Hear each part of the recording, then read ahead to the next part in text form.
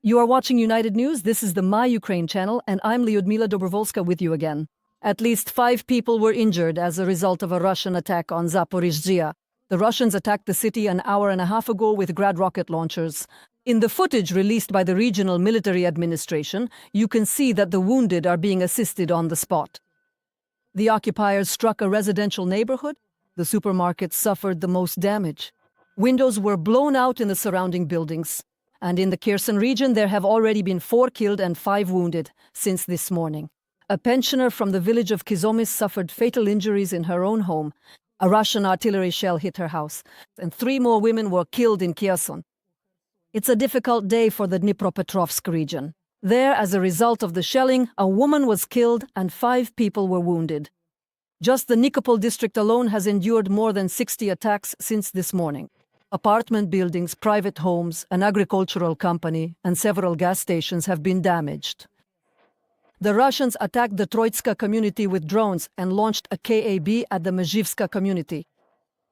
Today, Ukraine brought home 31 of its citizens who had been held in Belarus. The released Ukrainians had been convicted in Belarus. The youngest is Maria Misyuk, who was arrested at the age of 16. There are people with serious illnesses, including cancer, says Tetiana Demuk. The bus with the released Ukrainians is already on our territory. But this time they are not being greeted by their families, as we are used to seeing during exchanges. The coordination headquarters emphasizes that this is not an exchange but the return of Ukrainians from Belarus. Individuals are now returning who had previously been sentenced in Belarus to prison terms starting from 2 years after serving their sentences. And in fact, many of them face the threat of spending the rest of their lives in prison. But the agreement that was reached gave them the opportunity to return to a peaceful civilian life. One of those released is Maria Misyuk. In 2022, she moved to Belarus with her parents. Later, she was sentenced there to 13 years. And in 2024, Belarusian propagandists even made a film about her. Grab your suitcase, we're going to Belarus. What did I forget there? The girl says she saw him at the trial. I think they screwed up. They wanted to make it better for their propaganda, but it didn't work out for them. It turned out to be shameful for them, not for us. Besides Maria, 30 more citizens were returned to Ukraine. Among them are seriously ill people, including those with cancer.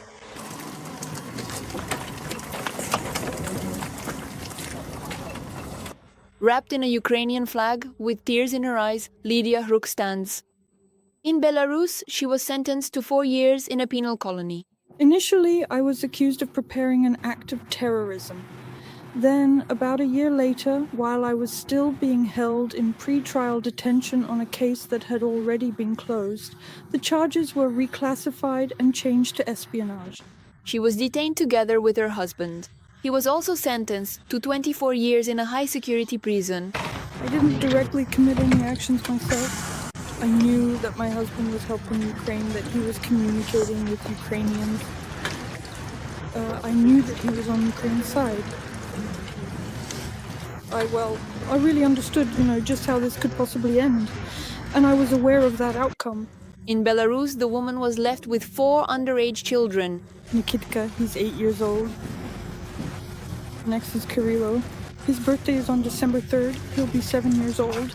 We just started 1st grade. Then there's my daughter, little Sasha, who is a sweet 4-year-old. And the youngest one is Stefania. She's 3 years old. Unfortunately, she probably does not remember me at all, because when we were taken away, she was only 1 year and 7 months old. And she was just starting to talk. All Ukrainians who return today will undergo not only rehabilitation but also checks by law enforcement agencies.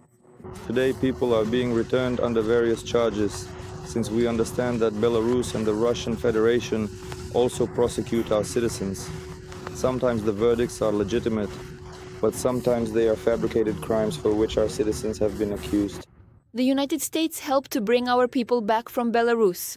Tetiana Demuk and Valery Ryabchenko, We Are Ukraine, Marathon, United News.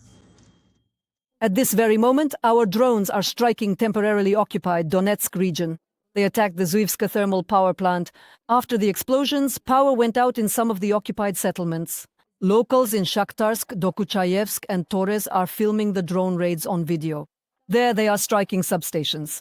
Propaganda media are reporting fires near the Russian Krasnodar thermal power plant and the petrochemical plant in Budyonovsk, Stavropol region. In Vovchansk, Kharkiv region, the Russians have stopped their frontal assaults. They are trying to enter the city through neighboring settlements. In Donetsk region, the occupiers managed to infiltrate the southern and northern areas of Siversk, but the Ukrainian armed forces destroyed them. On the eastern front, the enemy is assaulting in the Pokrovsk direction. There, the Ukrainian armed forces repelled 21 enemy attacks today, and the fighting is still ongoing.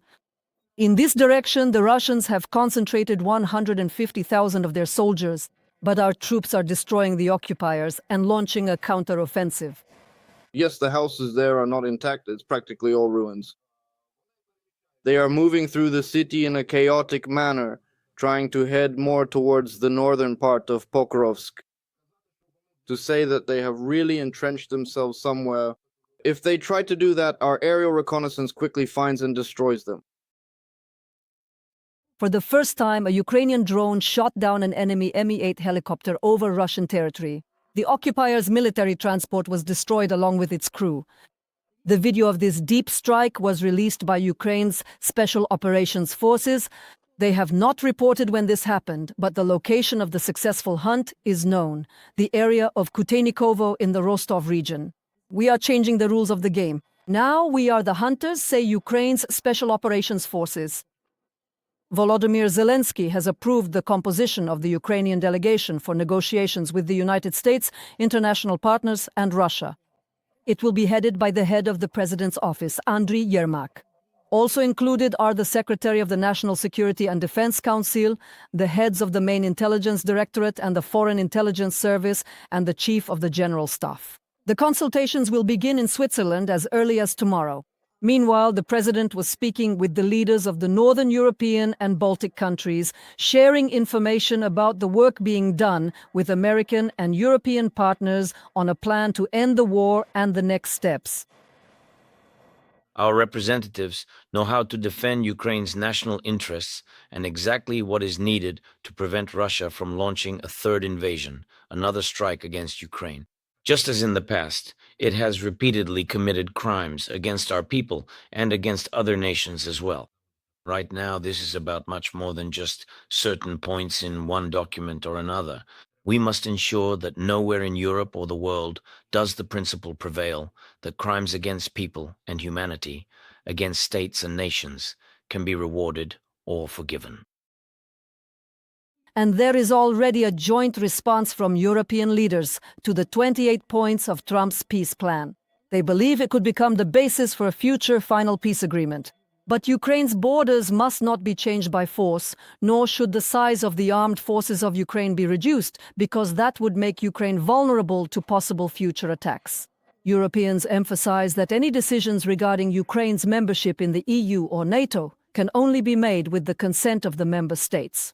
Trump's peace agreement is also being actively discussed on the sidelines of the G20 summit in South Africa. There, the British and Canadian Prime Ministers, the President of France, and the Chancellor of Germany met. All of them say that ending the war must take into account the position and core interests of Kyiv. I want to state clearly that ending the war can only be achieved with Ukraine's unconditional consent. Wars cannot be ended by great powers while ignoring the positions of the countries that have suffered. It can never be stopped without the consent of Ukraine and Europe, because this is a war on the European continent. And depending on how this war ends, it will have consequences for Europe's security. At the same time, the President of the United States stated that his peace plan is not final. Is this your final plan for Ukraine? No, we want to achieve peace. That's how it was supposed to be. This should have happened a long time ago. We have to put an end to this. What will happen if Zelensky does not agree to your peace plan? Then he can keep fighting.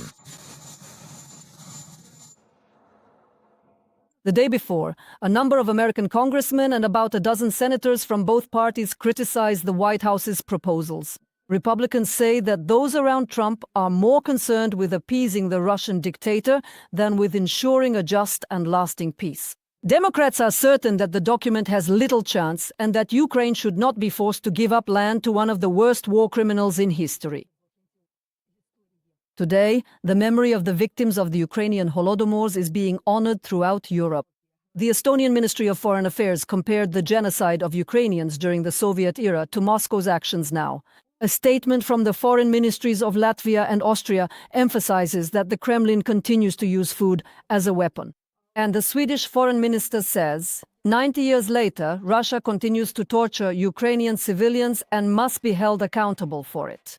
To date, the parliaments of about 30 countries around the world, as well as the European Parliament and PACE, have recognized the Holodomor as a genocide of the Ukrainian people. Meanwhile, in Ternopil, search and rescue operations have been completed in residential buildings destroyed by Russian missiles and drones. Today, the bodies of 2 more women were recovered from under the rubble, which means that the number of Ukrainians killed now stands at 33, and 6 people, including 1 child, are still considered missing. Meanwhile, in the border area of Sumy region, the so-called kill zone has been expanded. The Russians are hunting Ukrainians with fiber optic and FPV drones, striking the railway and passenger transport. Despite this, people continue to live in the towns and villages along the border. Olesya Borovic will show how. By the roadside, people are hitchhiking to Sumy. They look noticeably anxious since it's not easy to catch a ride quickly. There aren't any rides. An hour and a half. It's delayed by an hour and a half. We came from there. For this couple, the connection to Sumy is very important because they need to get to work. We commute to work. Every day? When needed. No, not every day. No.